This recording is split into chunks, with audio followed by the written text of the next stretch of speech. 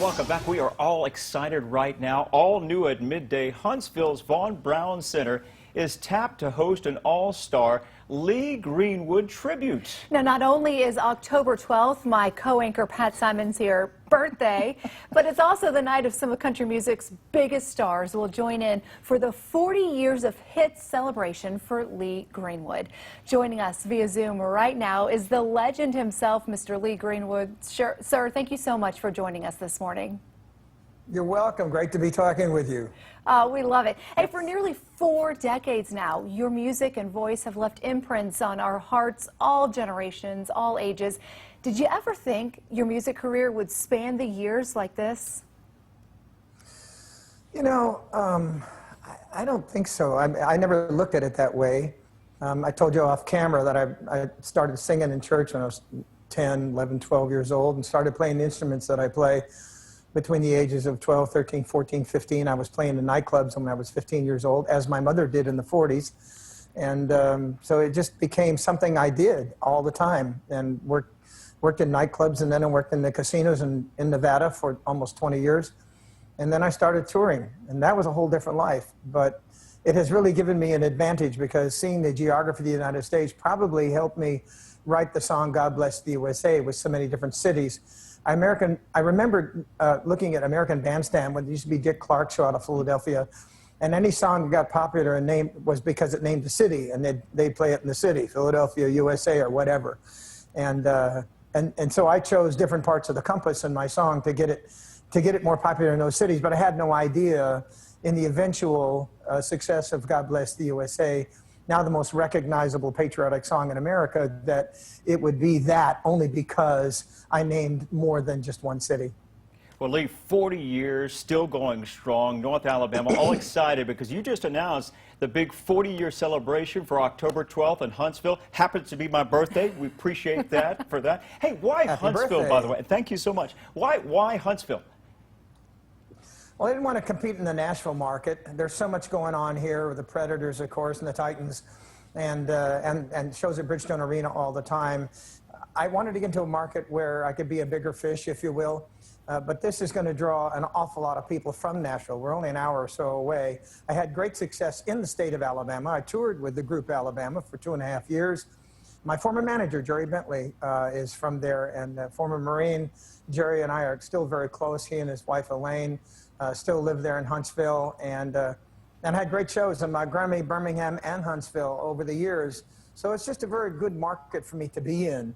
And of course, when all the stars who are going to be at our show, and you mentioned it's going to be a celebrity event, I just made some calls, and boy, the word spread. And we have so many of my friends that's going to be there singing my songs on stage. I'm actually a little bit jealous because I won't get to sing much of the songs myself. I just have to sit there and watch. But I probably will get at least maybe a duet or two and be able to sing the closer on stage. But it's going to be an exciting event for me. For you and for all of us, Yeah. you're talking about some of your friends, some of these big names. We're talking Crystal Gale, the Oak Ridge Boys, Jamie Johnson, Alabama's own Randy Owen. Is there one person or group in particular you're really looking forward to hear that night? Well, you know, if you get somebody that's going to sing one of my songs, it's going to be challenging if it's She's Lying, because it takes a big range. I know Mark Wills is going to sing a couple of my songs as well. I'm going to have Keith Urban sing a couple of songs. Kid Rock's on the show. I know that we recently did a remake of USA with Home Free. They're an a cappella group, a very young group, and they are really good. I'm looking forward to them joining me on one or more songs during the performance. Wow, dropping all those names, this is going to be huge. Hey, let's get back to God Bless the USA for just a moment, Lee. Arguably one of your most well-known hits. What does that song mean for you personally? Because I am so far from Nashville, where I was born, and I've made the transition across the country, I think from the very beginning, I wanted to write a song about America. I mean, I worked with the Boy Scouts, you know, I was a baseball player, so, you know, the things that make American pride is what I wanted to include in the song. And when I wrote USA, I finally had a platform to deliver it, because before that I did not. I mean, not being a recording artist, you may write something, you may record something, but nobody's going to hear it. And so when I finally got my career and decided, man, I think it's time, I'd already had 3 albums. Well, let's see, almost the 4th album was You Got a Good Love Comin', which is a YouTube version of that song. Patrick Duffy did a cameo in the opening of that. I played saxophone in that, which is kind of cool for me, because that's my main instrument. But USA would not have been a single had it not been chosen by Universal. That was a surprise to me. It was never meant to compete with songs like Ring on Her Finger, Time on Her Hands, or It Turns Me Inside Out, written by Jan Crutchfield from Kentucky, or Dixie Road, written by Marion Kennedy, Pam Rose, and Don Goodman. So you talk about the writers who have made my career happen.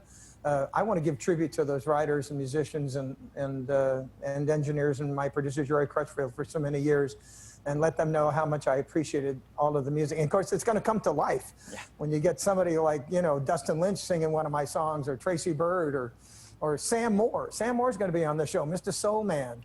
Nice. I hope he sings Ain't No Trick, because that was kind of a cool song for me.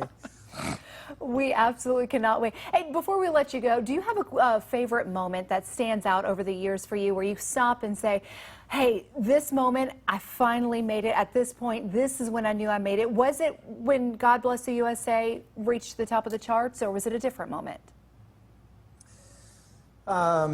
USA never went to the top of the charts.